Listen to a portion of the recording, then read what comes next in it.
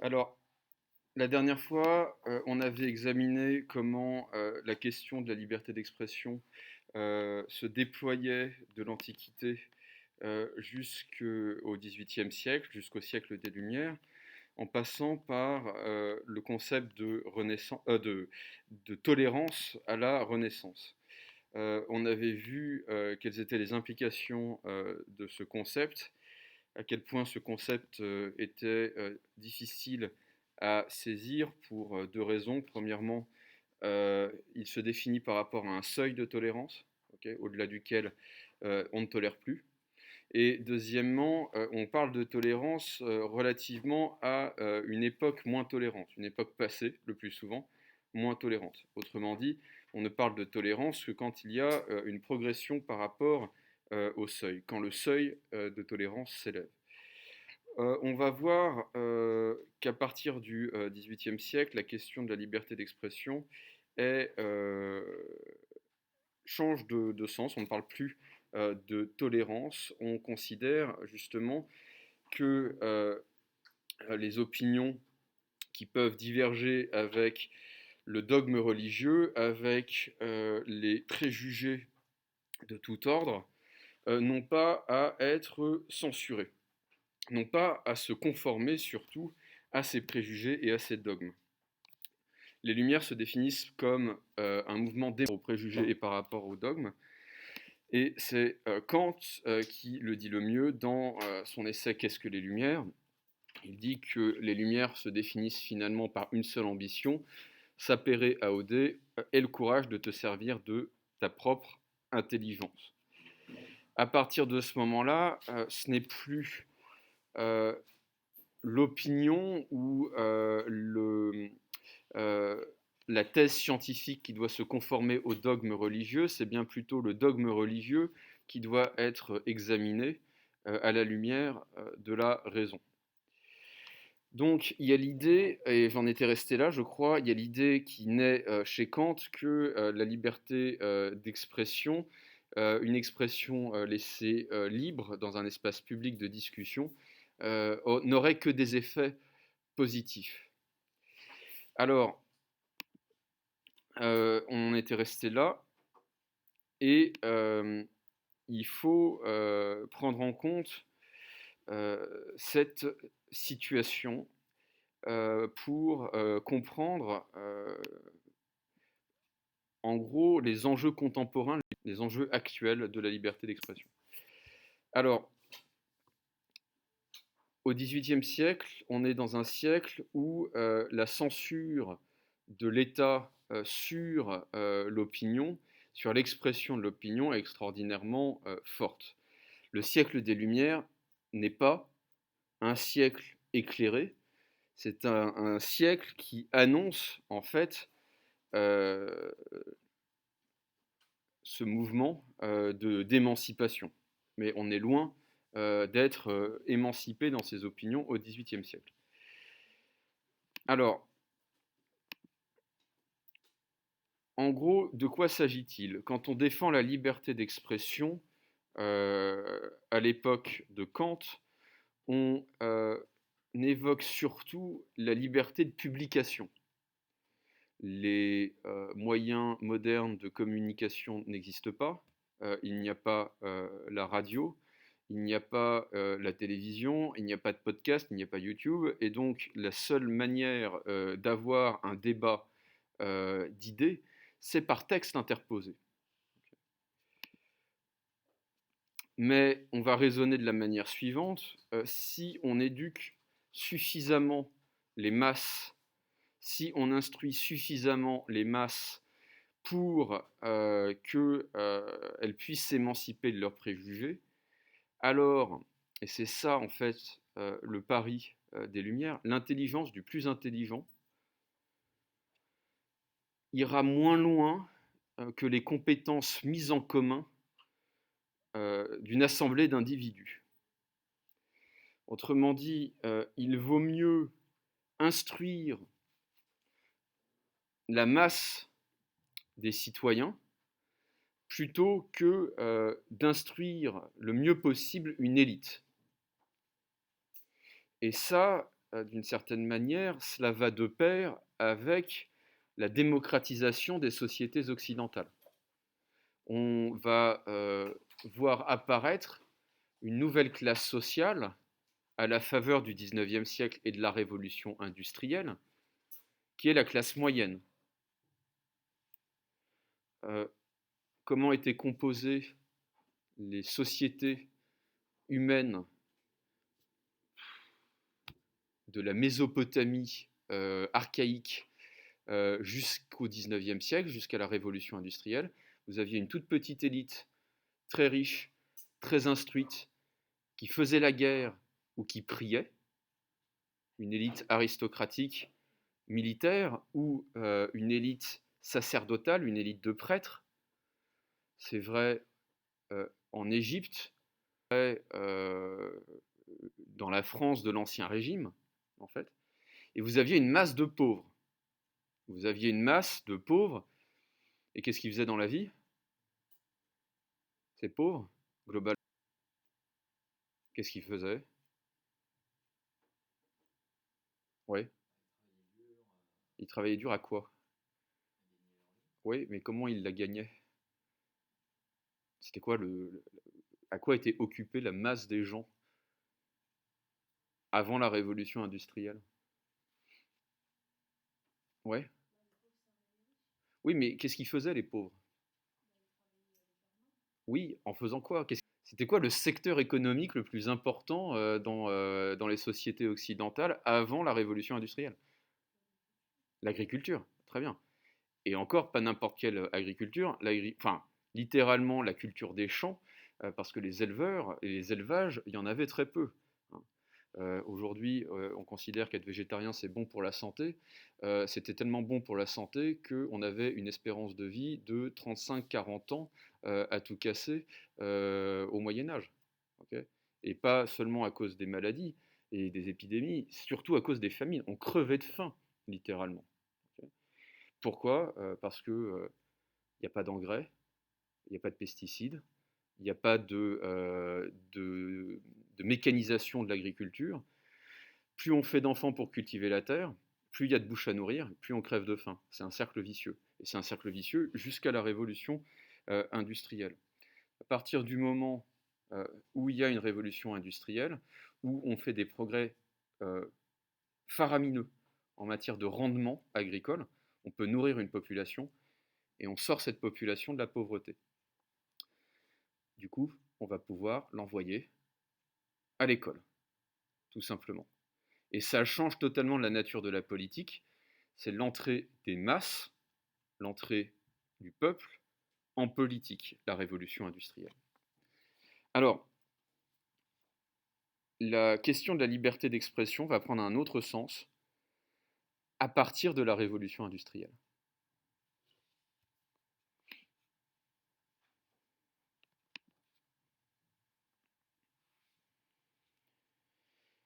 Tout d'abord,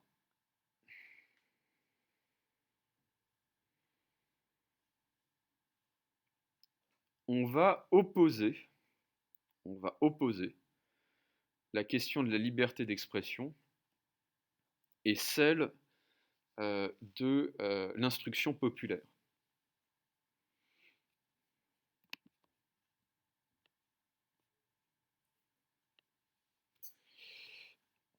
Je voudrais vous parler d'une des figures les plus importantes de la Révolution française, mais qui est assez méconnue de vous, à mon avis, qui est Nicolas de Condorcet.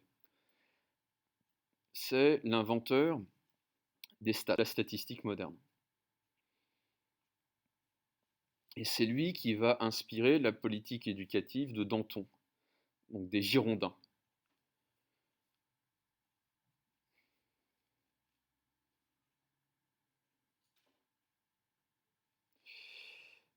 Aristote avait l'intuition qu'il vaut mieux avoir une assemblée d'individus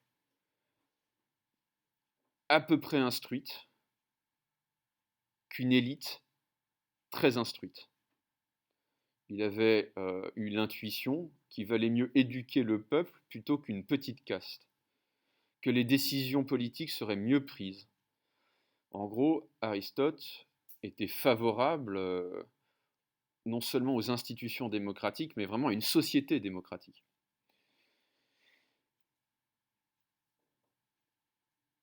Condorcet va le démontrer mathématiquement. Alors, est-ce que vous faites des maths à haute dose? Non? Bon. Alors, je vais essayer de ne pas vous parler chinois. Vous avez fait des probabilités ou pas du tout?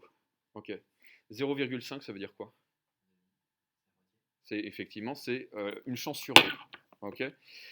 Alors, ce que va montrer Condorcet, c'est que si un individu a un peu plus d'une chance sur deux, c'est-à-dire 0,51 par exemple.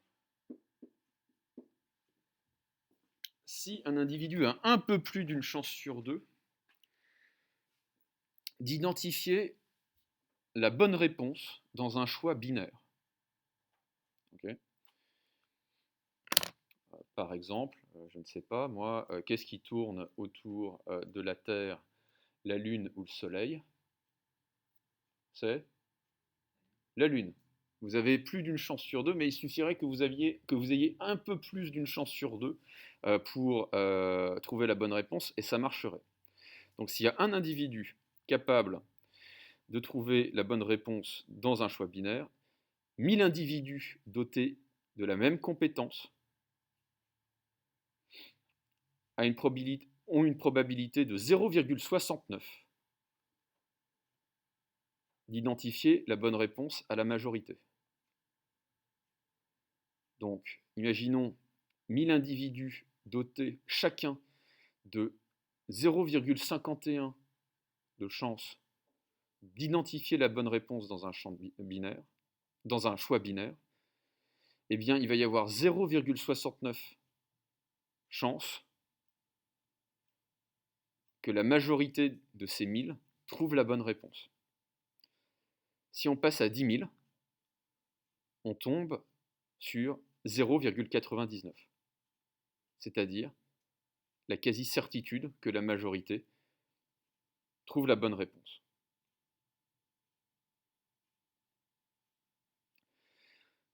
Et ce que montre Condorcet, et c'est ça qui est passionnant, c'est que il vaut mieux augmenter le nombre, de jurés, il faut mieux augmenter le nombre d'individus dans cette assemblée et garder une compétence de 0,51 plutôt que de garder le même nombre d'individus et d'augmenter leurs compétences.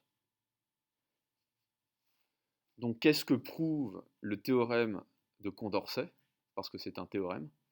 Ce que prouve le théorème de Condorcet, d'une certaine manière, c'est qu'il vaut mieux instruire un peu le maximum de gens plutôt qu'instruire beaucoup le minimum de gens.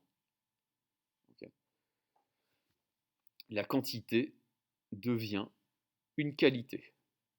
Plus on est nombreux à être un peu compétents, plus on va être compétent collectivement.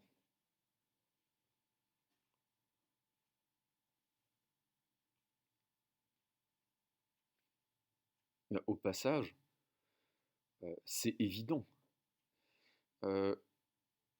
Prenons l'homme de Néandertal. Il sait tout faire. C'est-à-dire qu'il sait pêcher, il sait chasser, il sait allumer un feu, il sait construire un abri, il sait fabriquer ses propres vêtements. L'homme de Néandertal est hyper compétent. Okay. Est-ce que vous savez fabriquer vos propres vêtements? Est-ce que vous savez fabriquer votre logement? Est-ce que vous savez chasser? Est-ce que vous savez pêcher?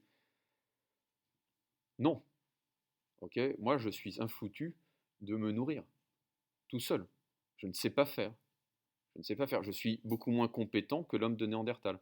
Simplement, la société française du XXIe siècle, elle est beaucoup plus compétente que la société des hommes de Néandertal. C'est évident. Okay. Autrement dit, c'est pas. En fait, il vaut mieux avoir une élite, avoir une masse d'individus à peu près compétents qu'un petit nombre d'individus ultra compétents. Alors le problème, et c'est ce que va montrer aussi Condorcet, c'est que le théorème du jury n'est vrai que si les membres du jury ne communiquent pas entre eux. Le théorème du jury ne se vérifie que si chacun des membres de l'Assemblée réfléchit en silence et prend une décision sans avoir communiqué. Parce que s'il y a communication, il y a influence, et ça fausse complètement le calcul.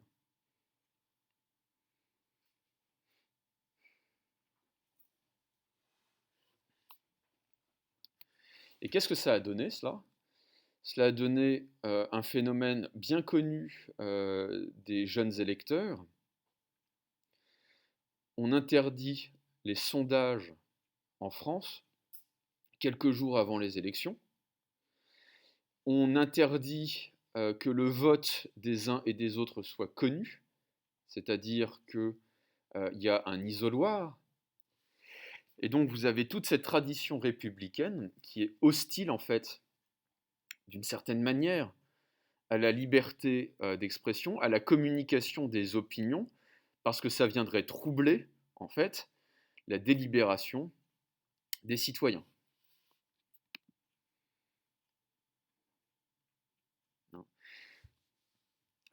Rousseau, dans le contrat social, dans le livre 2 du contrat social, va écrire « Si, quand le peuple suffisamment informé délibère, les citoyens n'avaient aucune communication entre eux, du grand nombre des petites différences résulterait toujours la volonté générale et la délibération serait toujours bonne. » Autrement dit, l'absence de communication est la condition pour que la décision politique du peuple soit toujours bonne.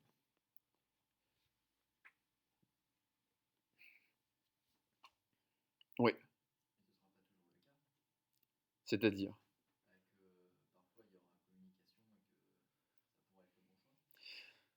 c'est très aléatoire, c'est-à-dire qu'à partir du moment où il y a communication, il y a influence, et en fait, on ne sait pas dans quel sens ça peut aller. Et à vrai dire, il suffirait qu'on influence la majorité, une infime majorité du peuple, dans un sens ou dans un autre, pour que ça fasse pencher la balance. C'est pas compliqué une élection. En gros, vous avez deux camps. Okay, pour schématiser, gauche, droite. Ou, je ne sais pas moi, candidat A, candidat B. Et au milieu, vous avez des gens qui ne votent pas. Et ces gens-là, en plus, dans nos sociétés, sont de plus en plus nombreux. Quand vous faites une campagne, vous n'allez pas vous adresser à votre camp, parce qu'ils vont déjà voter pour vous. Vous n'allez pas vous adresser au camp d'en face, parce qu'ils ne voteront jamais pour vous. Vous allez vous adresser à ceux qui ne votent pas, si vous êtes malin. Et ça, d'une certaine manière, ça peut faire pencher la balance dans un sens ou dans un autre. C'est complètement imprévisible. C'est complètement imprévisible. Alors, la question qui va se poser à partir donc du 19e siècle, c'est est-ce que le débat public, est-ce que la liberté d'expression qui rend possible le débat public va pouvoir éclairer l'opinion? Est-ce qu'on parvient à la vérité grâce à la liberté d'expression? Alors, il y a un contexte à prendre en compte, là encore. Premièrement, les gens savent lire. À partir du milieu du 19e siècle, le taux d'illettrisme, ou plutôt le taux d'analphabétisme, c'est-à-dire des gens qui ne savent pas déchiffrer l'alphabet, baisse prodigieusement. Il va y avoir également des progrès dans l'imprimerie, qui fait qu'on va pouvoir faire exploser le nombre de publications et faire baisser le prix des journaux aussi. Et surtout, on va se mettre à fabriquer à l'échelle industrielle du papier. C'est vraiment aussi bête que ça. Et ça n'arrive qu'au milieu du 19e siècle.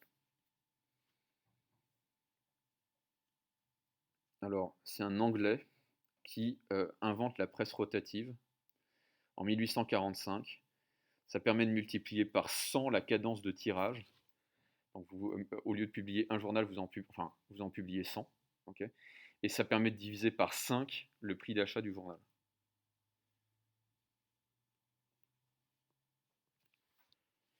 Et donc, à partir du moment où tout le monde peut lire un journal, l'idée de débat public va avoir.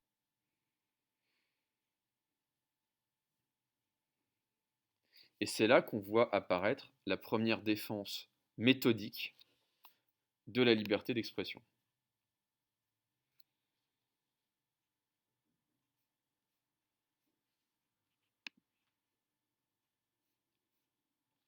Elle va intervenir avec un homme qui s'appelle John Stuart Mill, qui va écrire en 1859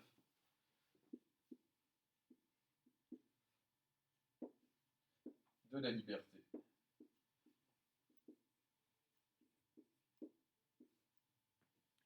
Un ouvrage qui va porter dans son chapitre 2 tout particulièrement sur la liberté d'expression.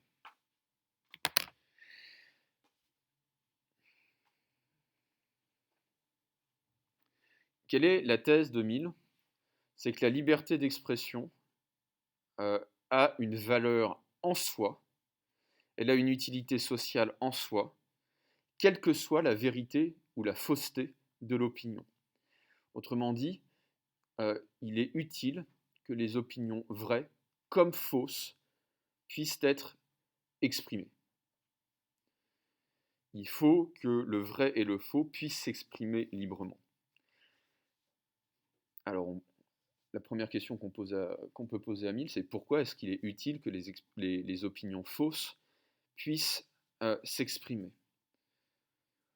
Et ce que va expliquer Mill, c'est que quand on est confronté à une opinion fausse, on est obligé de la réfuter. Et donc, d'une certaine manière, on va aiguiser par la logique, par l'argumentation, par la rhétorique, son opinion. L'opinion vraie, parce qu'elle va être obligée de se défendre contre les opinions fausses, va sortir renforcée du débat d'idées.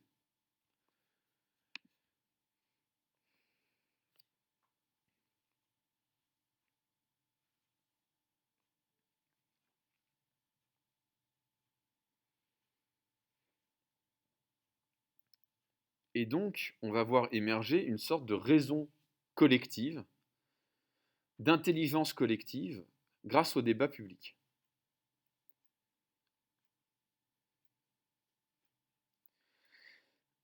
La vérité, contrairement à ce qu'on a pu dire jusque-là, ce n'est plus la correspondance entre le discours et la réalité. Okay. C'est plutôt un processus de discussion, une quête.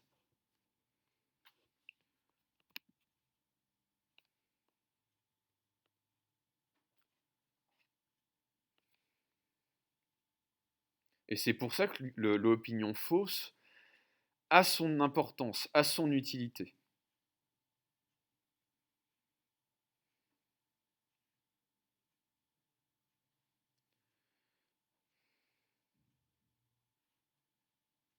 En tout cas, pour Mill, la confrontation des opinions ne peut être que vertueuse.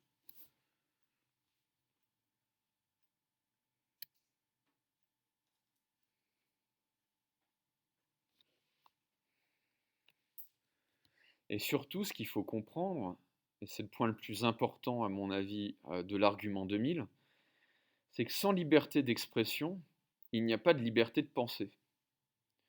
Ça, c'est assez contre-intuitif. On a tendance à penser, justement, que la pensée précède l'expression. Autrement dit, il faut penser quelque chose pour pouvoir l'exprimer. Okay. Et en fait, pour Mill, c'est le contraire. Pour savoir ce qu'on pense vraiment, il faut être pris dans un débat d'idées. Il faut être pris dans une discussion. La discussion nous fait prendre conscience de ce qu'on pense réellement. si on n'est pas confronté à d'autres idées que ses propres préjugés, en réalité, on ne pense pas. Et donc, la liberté d'expression, c'est la cause de la liberté de penser. Ce n'est pas l'inverse. D'habitude, on pense l'inverse.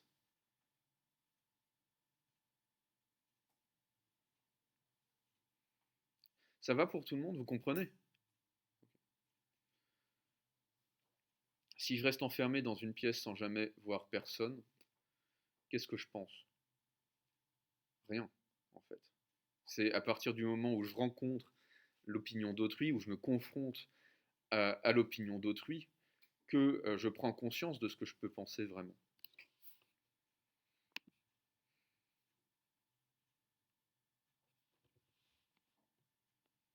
Alors, il y a deux problèmes qui vont se poser, et ils se posent déjà chez Mill. Premièrement, est-ce que toutes les opinions se valent? Est-ce qu'il ne faut pas distinguer l'opinion de l'opinion de manière générale avec d'opinions haineuses, euh, potentiellement dommageables à la sécurité d'autrui? Et est-ce que ces opinions-là, il ne faut pas les censurer? Okay. Est-ce qu'il ne faut pas les bannir de l'espace public?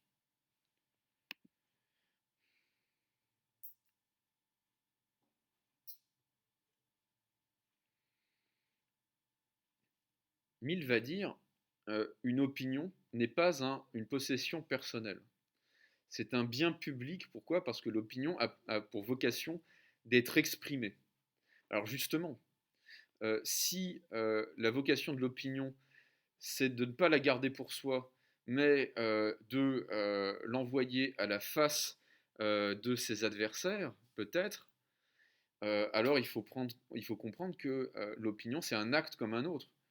Et on ne voit pas pourquoi il ne faudrait pas encadrer cet acte comme n'importe quel autre acte.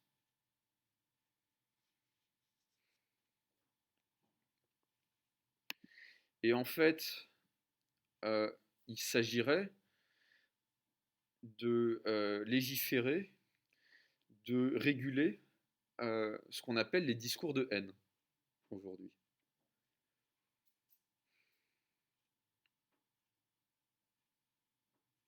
Mill va dire non,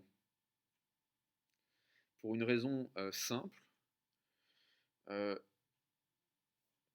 Mill est un philosophe libéral, mais ce n'est pas un philosophe, on va dire, c'est pas le philosophe le plus égalitariste du monde. Il considère qu'il y aura toujours une majorité d'abrutis, que cette majorité se sentira toujours offensée par la confrontation avec une opinion qui lui est étrangère. Et donc la liberté d'expression ne va faire qu'une chose, c'est exciter la masse des abrutis, les fanatiser. Mais il dit il vaut mieux ça, d'une certaine manière, que la censure. Parce que l'élite, pour le coup éclairée d'un pays, a besoin de débats d'idées pour progresser. Et il ne faut pas se leurrer, c'est l'élite qui fait avancer le pays et pas la masse des abrutis qui peut le composer par ailleurs. Donc Mill est assez franc pour dire oui, une liberté d'expression totale, ça va poser des problèmes, ça va créer des tensions sociales. Et en fait, tant pis. Il vaut mieux ça que la censure. Mais il y a d'autres philosophes qui vont avoir une approche plus prudente.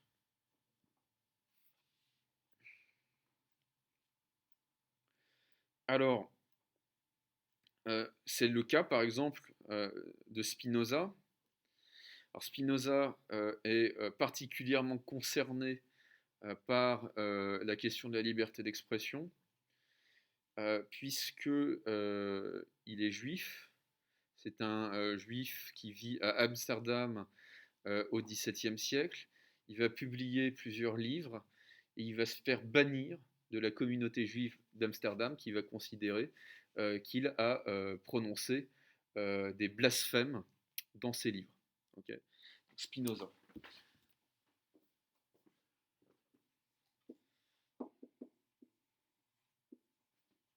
Il va être maudit par les rabbins d'Amsterdam sur je ne sais plus combien de générations. ça ne plaisante pas. Et il va écrire un ouvrage qui s'appelle le Traité théologico-politique. Et dans cet ouvrage, il va dire il doit y avoir une liberté, mais il ne faut pas confondre l'opinion, l'expression d'une opinion, qui est un jugement, avec l'expression d'une colère ou d'une haine. Et ces expressions-là, il faut les bannir. Parce qu'il n'y a pas de discussion, en fait, possible entre... Il n'y a de discussion possible que précisément entre des gens qui sont capables d'être raisonnables. Alors, le problème, à mon avis, il est assez évident tout de même.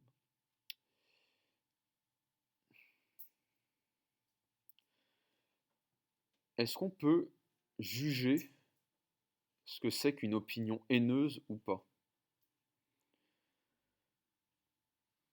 Et surtout, est-ce que toutes les opinions haineuses se valent? Est-ce que la haine, c'est mal? Est-ce que toutes les haines sont mauvaises et illégitimes?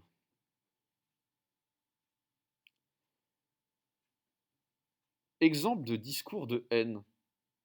L'appel du 18 juin 1940 prononcé par Charles de Gaulle à Londres, c'est un discours de haine. En gros, c'est un discours qui dit on va continuer la guerre contre les Allemands. On ne peut pas dire que ça soit un discours d'amour. Est-ce que la haine, c'est mal, là? Oui. Oui, mais c'est pas une excuse, diraient les censeurs aujourd'hui. Hein. Mais les censeurs aujourd'hui diraient vous n'aurez pas ma haine, comme après le Bataclan. Bah si, pourquoi pas? Enfin, pourquoi? Pourquoi ils n'auraient pas ma haine? Autrement dit, ce que j'essaye de dire, c'est qu'il y a certaines haines qui ne sont pas illégitimes. Il faut arrêter de croire enfin, si vous voulez, on peut être un petit peu moins con que Yoda et dire que la haine conduit au côté obscur de la force. Non. L'absence de haine conduit à l'occupation et à la collaboration, au passage. Et la haine conduit à la résistance. On voit que c'est un petit peu plus compliqué que ça, tout de même. Donc le premier argument qu'on pourrait opposer à Spinoza, c'est que toutes les haines ne se valent pas et que certaines haines sont légitimes. On ne va pas demander à des hommes et des femmes dont le pays vient d'être envahi de ne pas haïr leur envahisseur. Ça serait absurde. Ça serait même honteux. Et le deuxième argument qu'on peut utiliser contre Spinoza, à mon avis, c'est que qui nous dit ce qu'est un discours de haine? Si c'est un juge, on va avoir un problème. Est-ce que on peut juger pertinemment de ce que c'est que la haine? Est-ce qu'il faut confier ça à un tribunal? Vous voyez bien que ça pose problème. Je vais donner un exemple qui est relativement récent. Vous êtes quand même probablement trop petit pour vous souvenir de ce personnage qui ne prend plus la parole en public, Jean-Marie Le Pen. La spécialité de Jean-Marie Le Pen, c'était de tenir des discours racistes, xénophobes, antisémites, de prononcer des menaces de mort en public. Il n'avait jamais l'air haineux. Il était toujours calme. Il n'y avait pas le moindre sentiment qui transparaissait. Il y a un discours célèbre où il s'en prend à Pierre Mendès France à l'Assemblée. Il adresse à Pierre Mendès France, qui est, je crois, président du Conseil, c'est-à-dire l'équivalent du Premier ministre aujourd'hui, il lui adresse une menace de mort dans un calme total. Dans un calme total. Autrement dit, est-ce que la haine, c'est pertinent pour juger du contenu de certaines paroles? Non. On sait ce que c'est qu'une menace de mort, on sait ce que c'est qu'une insulte, on sait ce que c'est que la diffamation. Ça, d'une certaine manière, un juge peut l'apprécier. En revanche, est-ce qu'il est important que le discours soit haineux ou pas pour le qualifier juridiquement, pour le faire tomber sous le coup de la loi? Probablement pas. Probablement pas. Autrement dit, la thèse que je défendrais, c'est que dans l'appréciation d'un discours public, en fait, la question du sentiment qu'il motive importe peu. Ce qui compte, c'est tout simplement le contenu du discours. Est-ce que ce discours menace l'ordre public ou pas? Est-ce qu'il diffame ou pas? Est-ce qu'il insulte ou pas? Qu'il soit prononcé dans la joie ou dans la haine, au fond, ça n'a aucune importance, ce n'est pas pertinent. Okay.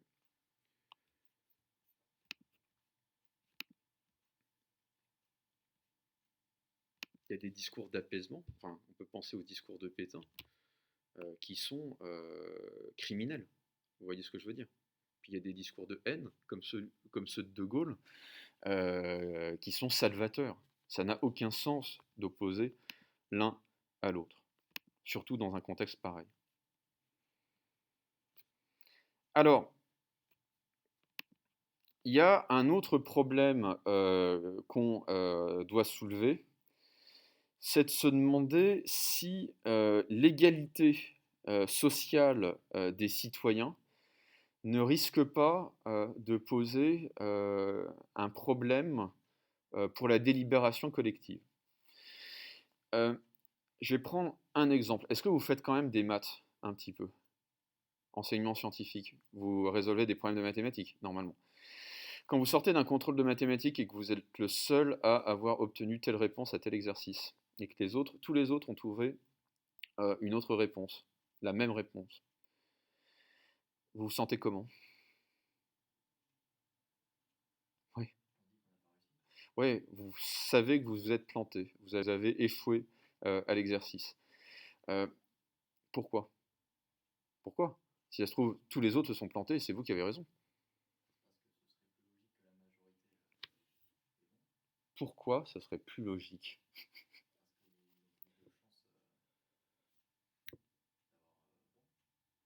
Mais ça, c'est une présomption. C'est un préjugé démocratique que de croire que la majorité a raison. On n'a pas de bonne raison de penser que c'est la majorité qui a raison. En réalité, c'est une pression énorme qui s'exerce sur nous et qui nous fait plier le plus souvent et qui nous fait dire, bah oui, dans la majorité des cas, c'est effectivement la majorité qui l'emporte sur la minorité. Pourquoi est-ce le cas? Pourquoi est-ce qu'on pense cela? Alors, il y a une vidéo, est-ce que je peux vous la montrer? Est-ce que l'ordi est allumé? Ouais, super.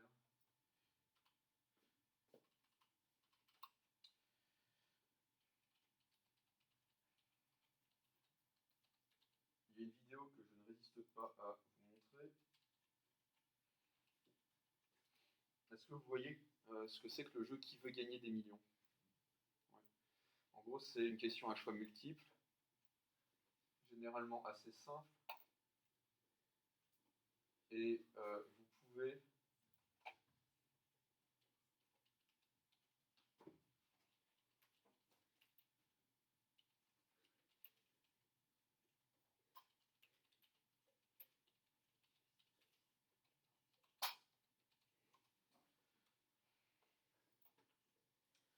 parfaitement, voilà, qu'est-ce qui gravite autour de la Terre?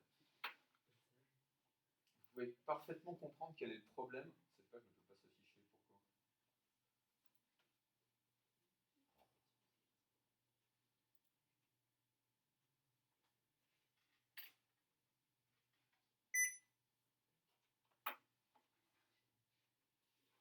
Alors on va essayer de laisser passer la pub. Oula. chez moi. Voilà.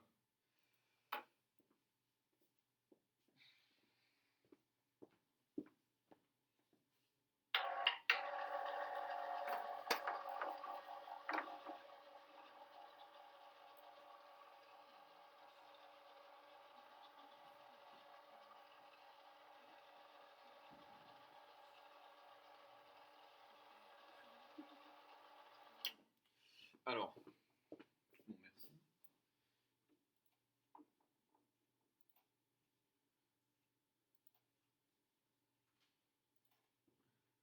Donc la question est, elle est redoutable. Qu'est-ce qui gravite autour de la Terre? Attends.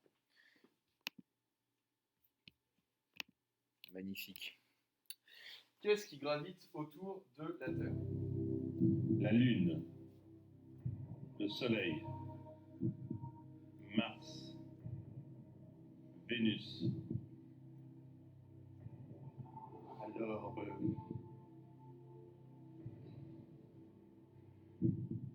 qu'est-ce qui gravite autour de la Terre? Prenez votre temps et s'il y avait un doute, utilisez un joker. Tout à fait.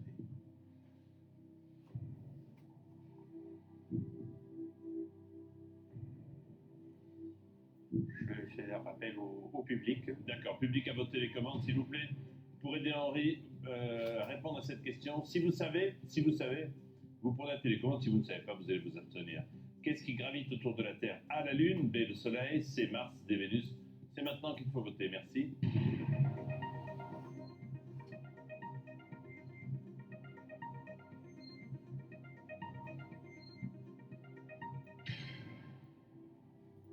« 56% pensent que le Soleil gravite autour de la Terre. 42% pensent que la Lune gravite autour de la Terre. C'est quand même, si je puis me permettre, Oui, c'est un commentaire très personnel, encore une fois, tout à fait. très partagé.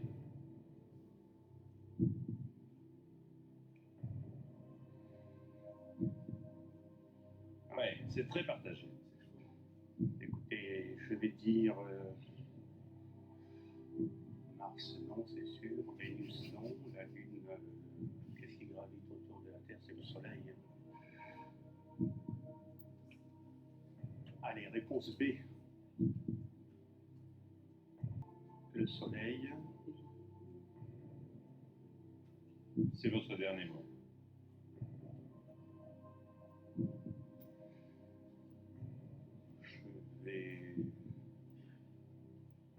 Allez, je vais prendre le 50-50 pour m'assurer.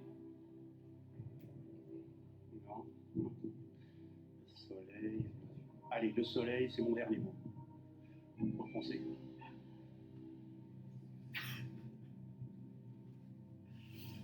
Sophie, vous n'avez pas l'air contente. Pourquoi? Je pense pas que ce soit ça. Vous pensez que c'est La Lune. la Lune? Qu'est-ce qui gravite autour de la Terre? C'est la Lune. Eh oui, Henri. Eh oui. Alors, on analysera cette séquence. Vous n'êtes pas là la semaine prochaine. Dommage. Mais il y a un truc qui est intéressant. C'est que, à un moment, c'est Jean-Pierre Foucault.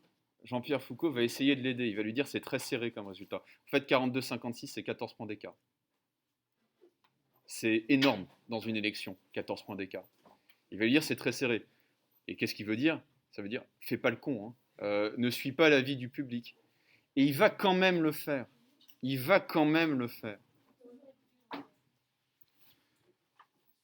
Parce qu'il est comme vous à la sortie d'un contrôle de maths. La question, c'est de comprendre pourquoi. Allez, je vous libère, bon après-midi.